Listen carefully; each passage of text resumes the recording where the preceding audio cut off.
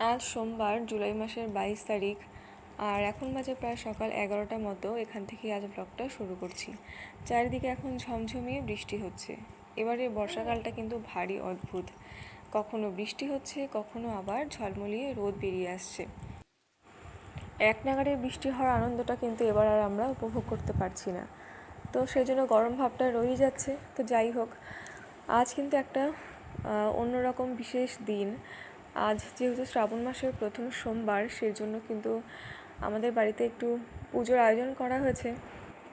ইতিমধ্যে অনেকেই আমাদের বাড়ির মন্দিরে এসে পুজো দিয়ে গেছেন। বাড়িরও মোটামুটি সবারই পুজোর দেওয়া কমপ্লিট। বাকি আছে শুধুমাত্র আমি আর মা। সংসারের কাজবাজ সেরে একটু লেটই হয়ে যায়। মায়ের স্নান হয়ে গেছে, মা এখানে পুজো দিয়ে নিচ্ছে, পুজোর জোগাড় করে। আমার এখনও স্নান হয়নি, আমার একটু দেরি হবে।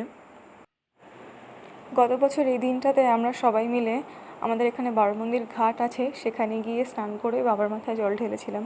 তবে এবছরটা আর যাওয়া হয়নি।